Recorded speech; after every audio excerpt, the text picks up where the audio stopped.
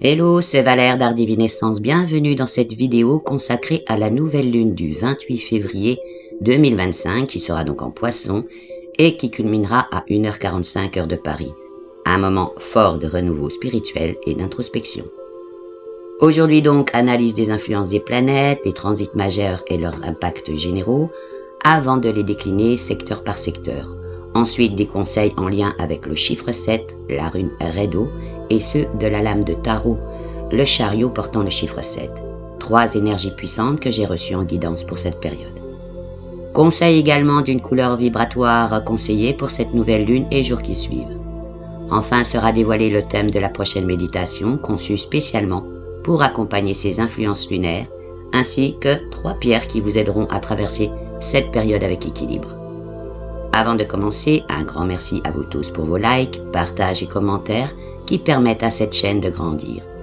Et si vous la découvrez, pensez à vous abonner et activer la cloche de notification pour ne manquer aucune vidéo.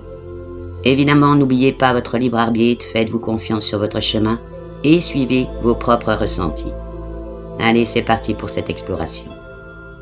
Alors, la nouvelle lune en Poisson marque une période de renouveau émotionnel et spirituel, mais également de confrontation aux illusions et aux réalités intérieures. La lune en Poisson, carré Jupiter en Gémeaux, il y aura donc une sensibilité accrue, tendance à la rêverie ou à la mélancolie. Cette lunaison en conjonction avec Cérès en Poisson intensifie les thématiques de guérison, de protection et de soins, aussi bien sur le plan personnel que collectif. Le carré du Soleil et de la Lune à Jupiter en Gémeaux met en lumière une tension entre idéalisme et réalisme, entre expansion mentale et ancrage émotionnel. Soleil en Poisson, carré Jupiter, une phase où l'inspiration et l'intuition dominent, mais où l'excès d'idéalisme, comme je l'ai dit avant, peut générer de la confusion ou des désillusions, un besoin d'équilibre entre aspiration et réalité. Mercure est en Poisson, en conjonction avec Saturne, sextile Uranus, conjonction aussi avec Neptune, avec le nœud nord, opposition au nœud sud. Donc là, une pensée inspirée mais sujette à des oscillations entre discipline et imagination débordante. L'opposition au nœud sud suggère un besoin de lâcher les croyances rigides du passé et nous invite à abandonner des schémas de pensée limitants et à explorer des voies plus intuitives. Vénus en Bélier est en sextile avec Jupiter, donc là c'est le dynamisme amoureux et une recherche aussi d'indépendance dans les relations, une influence favorisant les nouvelles rencontres et les prises d'initiatives affectives. Mars en Cancer, en trigone avec Saturne, carré Chiron, trigone Vesta, là c'est une énergie émotionnelle forte mêlée à des blessures du passé à surmonter. Le trigone Avesta suggère une capacité à canaliser cette énergie dans un but protecteur et structurant. Saturne en Poisson est en conjonction avec le nœud nord et trigone avec Vesta.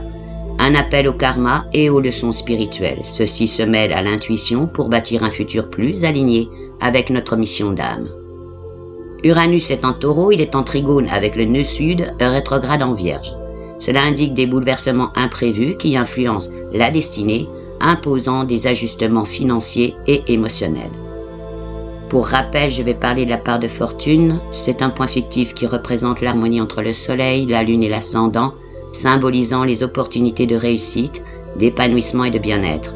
Donc l'opposition d'Uranus à la part de fortune en Scorpion peut provoquer des changements soudains et imprévus qui remettent en question aussi notre quête du bonheur. Quant au nœud nord qui est en Poisson, il est en trigone avec cette part de fortune, un chemin d'évolution qui passe par la spiritualité et le lâcher-prise. Le nœud sud, quant à lui, en Vierge, sextile, part de fortune, la nécessité de ne pas se perdre dans les détails et de privilégier une vision plus intuitive de la vie.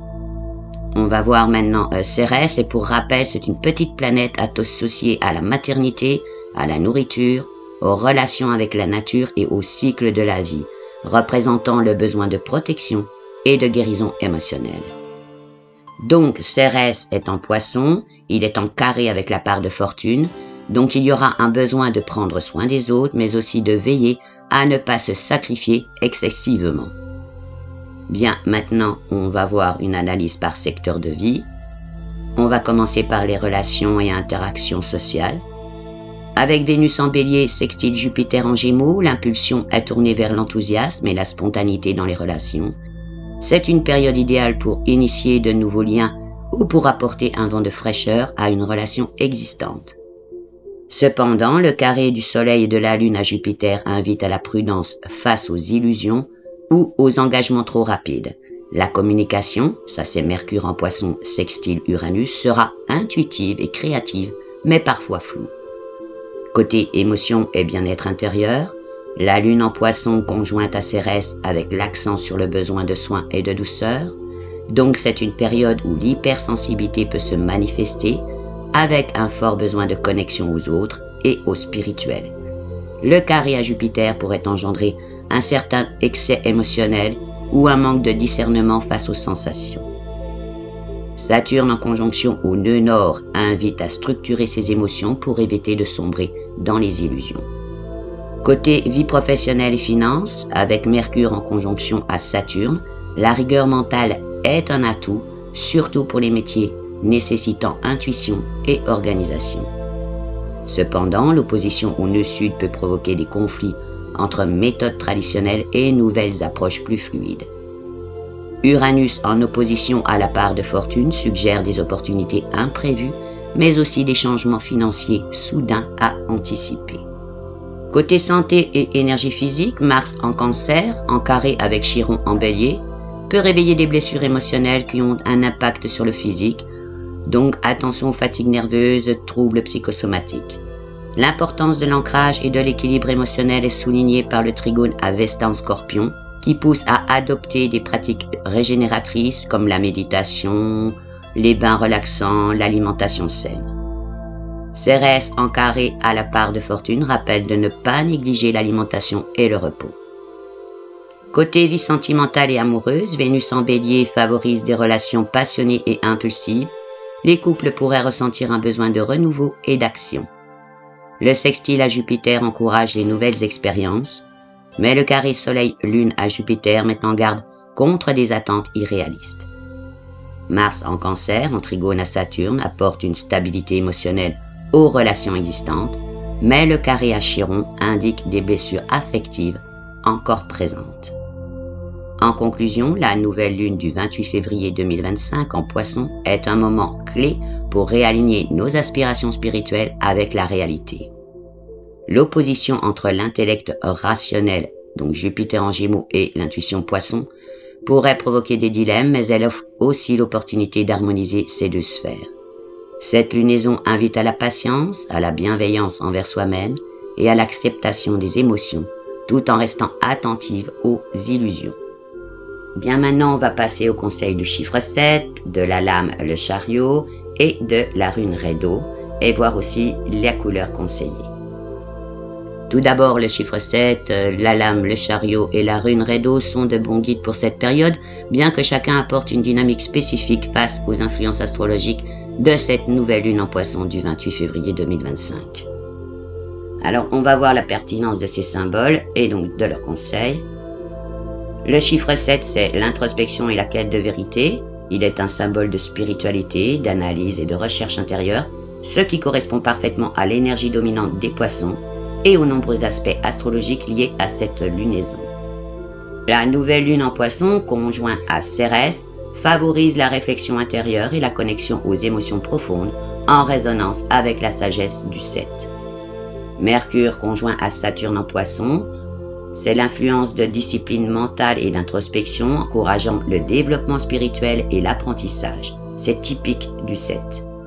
Le carré Soleil-Lune à Jupiter en Gémeaux, c'est la possibilité de doute et d'excès de pensée nécessitant une approche analytique et sage en accord avec la prudence et la recherche du sens du 7. Le chiffre 7 invite donc à prendre du recul, à ne pas se laisser submerger par l'émotionnel et à rechercher des vérités profondes avant d'agir. Donc on l'a vu, le chiffre 7 est un symbole de spiritualité, d'introspection et de recherche de vérité. Cette période invite à la réflexion, à l'apprentissage et à la quête de sens dans tous les domaines de vie. On va voir maintenant donc les conseils dans les divers secteurs du chiffre 7. Au niveau émotionnel, période d'introspection et de prise de conscience des émotions profondes. Au niveau personnel, temps de solitude nécessaire pour comprendre ses aspirations profondes. Au niveau relationnel, besoin de sincérité dans les interactions, éloignement des relations superficielles. Côté pro, favoriser la formation, l'étude et le perfectionnement de ses compétences. Au niveau santé, importance du repos mental, attention à la fatigue nerveuse. Côté sentimental, approfondissement des relations, éloignement des illusions amoureuses. Côté loisirs, activités méditatives, lecture inspirante et développement personnel. Donc en conseil, faire confiance à son intuition et ne pas forcer les événements. On va passer maintenant à la lame du chariot. Donc c'est la maîtrise et la direction. Donc le chariot symbolise la maîtrise de soi justement, l'action contrôlée et la réussite par la volonté. Son message est double face au transit planétaire. La conjonction Mercure-Saturne en Poisson, c'est la nécessité de discipline mentale pour canaliser l'intuition et éviter la confusion. Mars en Cancer, Trigone Saturne, un soutien pour avancer avec structure et persévérance, mais sans précipitation. Pour le carré Mars-Chiron en Bélier, il y aura donc des défis émotionnels pouvant pousser à des réactions impulsives, nécessitant la maîtrise représentée par le chariot. On va voir maintenant dans les différents secteurs les conseils du chariot. Côté émotionnel, apprendre à canaliser ses émotions pour mieux avancer. Au niveau personnel, il faudra développer la confiance en soi et l'affirmation de son pouvoir personnel. Côté relationnel, l'importance de définir ses limites et de ne pas se laisser influencer. Côté professionnel, prendre des initiatives audacieuses, aller de l'avant avec conviction. Niveau santé, écouter son corps pour ne pas s'épuiser dans l'action. Côté sentimental, les relations seront dynamiques, importance de maintenir un équilibre. Côté loisirs, activités physiques, conseillers, voyages et nouvelles expériences enrichissantes. En conseil, avancer avec assurance tout en gardant le contrôle de sa direction. Bien, on va passer maintenant à la rune Rédo, c'est le voyage et l'évolution. Rédo est la rune du mouvement, du voyage donc et de l'alignement avec son chemin de vie. Elle résonne avec les thèmes de progression et de guidance divine dans cette période. L'opposition Uranus part de fortune indique des transformations imprévues, nécessitant une capacité d'adaptation en accord avec Rédo. Le nœud nord en Poisson, Trigone part de fortune en Scorpion, favorise l'acceptation du destin et l'évolution spirituelle, thématique clé de Rédo. Uranus, en Trigone avec le nœud sud, indique que le passé peut être une source d'enseignement pour avancer, un concept aligné avec le voyage de Rédo. On va voir maintenant l'analyse par secteur et conseil de Rédo. Au niveau émotionnel, prenez du recul sur vos émotions et pratiquez la méditation pour garder l'équilibre. Ne laissez pas les doutes, ça c'est Mercure opposé au nœud sud, vous envahir, faites confiance à votre intuition.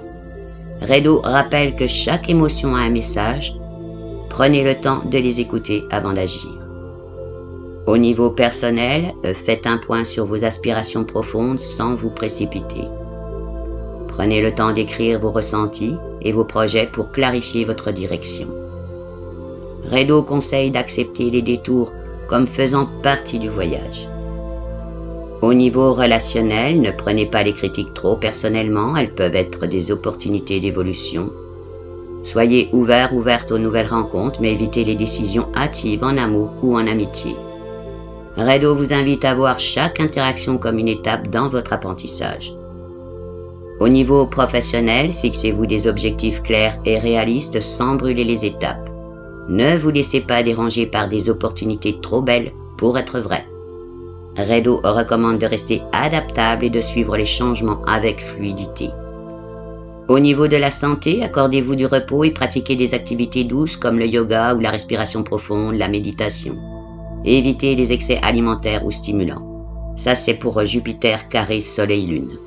Rédo invite à écouter les signaux de votre corps et à prendre soin de vous avec bienveillance. Côté sentimental, prenez le temps de comprendre vos émotions avant de réagir sous l'impulsion du moment. Favorisez l'écoute et la communication dans votre relation. Redo rappelle que l'amour est un voyage, chaque rencontre a une raison d'être. Niveau loisirs et créativité, exprimez votre créativité à travers l'écriture, la peinture ou la musique. Connectez-vous à la nature et au voyage intérieur. Redo recommande de voir les loisirs comme des moyens de vous aligner avec votre essence profonde. En conseils généraux, ne forcez pas les choses, laissez-vous guider par le flux des événements. Acceptez que le chemin ne soit pas toujours linéaire, chaque étape a son enseignement. Redo vous rappelle que le voyage est aussi important que la destination. En conclusion, on l'a vu, un trio cohérent pour cette nouvelle lune. Le chiffre 7 invite à la réflexion et à l'introspection pour ne pas se perdre dans la confusion poissonnienne. Le chariot encourage à avancer avec détermination malgré le flou ambiant. Redo rappelle que cette période est un voyage spirituel et qu'il faut accepter les changements avec confiance. On va voir maintenant la couleur qui serait conseillée pour la période. C'est une couleur conseillée pour tout le monde. C'est le bleu indigo, elle est la couleur idéale pour accompagner cette lunaison. Elle est associée au chakra du troisième œil. Elle favorise l'intuition, la clarté mentale et la vision spirituelle. Elle aide à naviguer dans les énergies fluctuantes et sensibles des poissons. Elle renforce l'introspection et la prise de recul face aux illusions possibles. Ça, c'est Mercure conjoint Neptune. Elle apporte du calme et de la concentration pour éviter la dispersion induite par le carré à Jupiter en Gémeaux. Donc portez du bleu indigo, méditez avec cette couleur ou utilisez des cristaux associés comme le lapis-lazuli ou la sodalite que l'on va voir juste après pour harmoniser votre esprit et vos émotions. Donc voilà pour cette analyse. Maintenant, on va voir le titre et thème de la prochaine méditation qui est donc lié à cette analyse. Alors le titre sera « Voyage intérieur et réalignement de l'âme ». Cette méditation a été conçue pour vous aider à vous reconnecter à votre essence profonde et accueillir les transformations en cours avec sérénité. Les trois pierres qui pourront accompagner cette méditation ou même durant toute la période, il y a l'améthyste, donc qui apaise l'esprit, renforce l'intuition et facilite la clarté mentale. Il y a aussi la labradorite, qui protège des influences extérieures et aide à l'alignement énergétique. On retrouve donc la sodalite, qui favorise une communication claire et sincère. Profitez de cette nouvelle lune pour recharger pierres et pendules et purifier votre intérieur. Pour ceux qui pratiquent, vous pouvez faire votre chèque aussi d'abondance. Je vous mets en lien les vidéos en rapport. Voilà, cette analyse de cette nouvelle lune est terminée. Nous nous retrouverons très bientôt pour la méditation guidée. D'ici là, prenez soin de vous et laissez-vous porter par le flux des énergies cosmiques. Gardez à l'esprit que les influences de nouvelle et pleine lune durent un long moment, l'occasion de travailler en profondeur. Merci pour votre présence et votre soutien. N'hésitez pas à liker, commenter et partager. Et si vous êtes nouveau ou nouvelle ici, abonnez-vous et activez la cloche de notification pour ne manquer aucune vidéo. À très bientôt, prenez soin de vous. Ciao, ciao.